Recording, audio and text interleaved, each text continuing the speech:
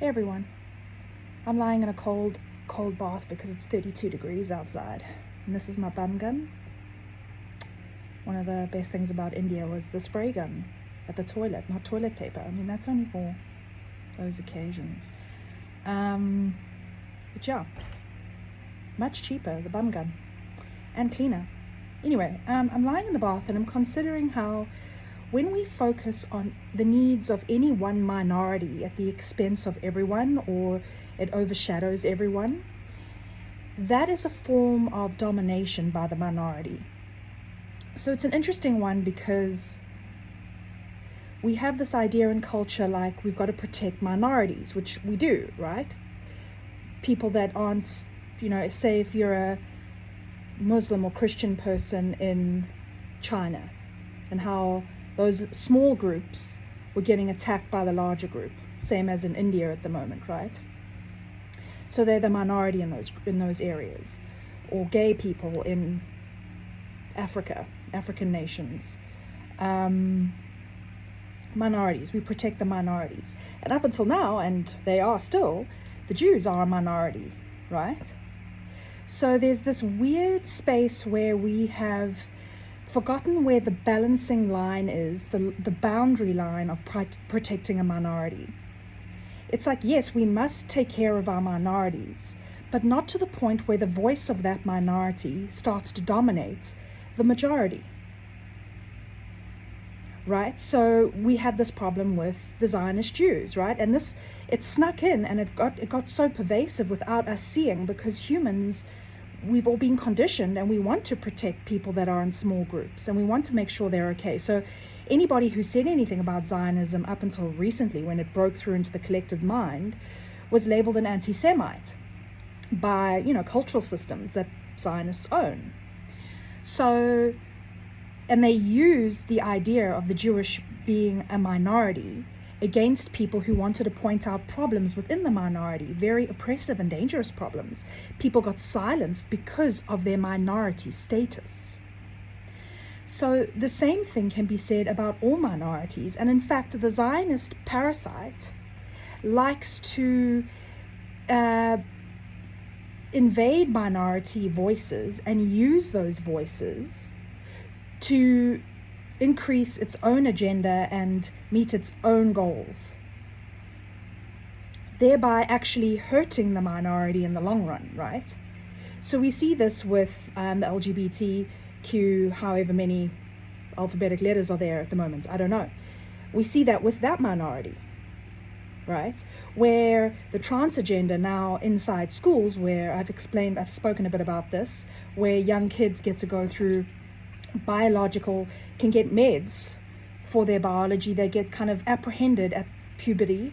If they have confusion, sure, they might be gay, they might be queer, but they get taken into immediately transitioning and going onto medication that's irreversible, right? And because we want to protect trans LGBT people, it's easy to manipulate culture into staying silent when it's like, whoa, wait, this is beyond protecting the minority, like Zionist Judaism.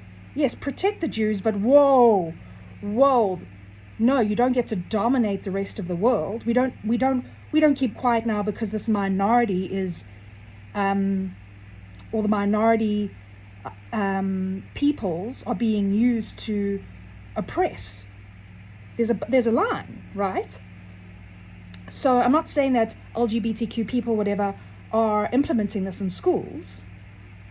But the reason a lot of us keep quiet is because, and we kind of blind to it, we don't let it get into us and rile us up, is because you'll be in trouble if you speak against the minority.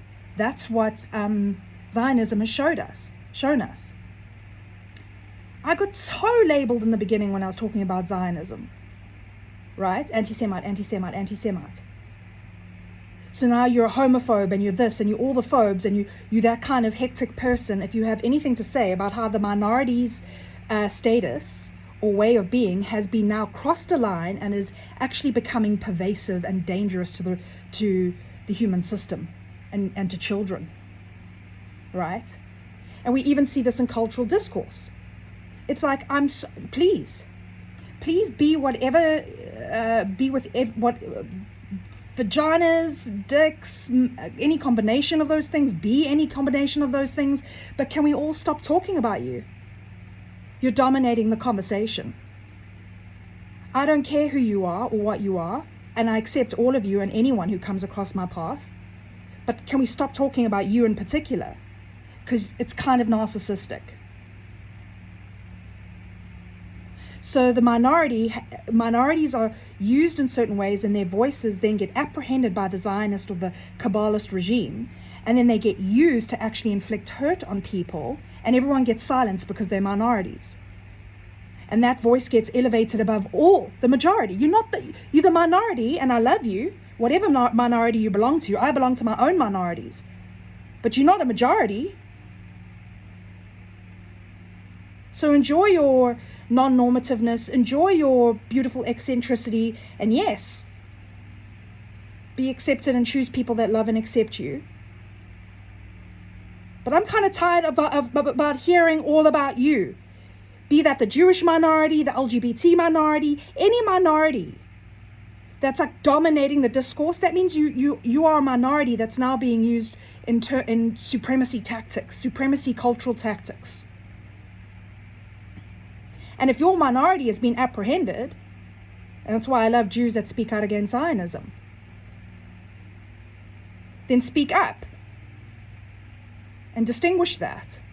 Because everyone is so lambasted when we speak about things within a minority kind of ideology, like everyone was labeled anti-Semite about Zionists.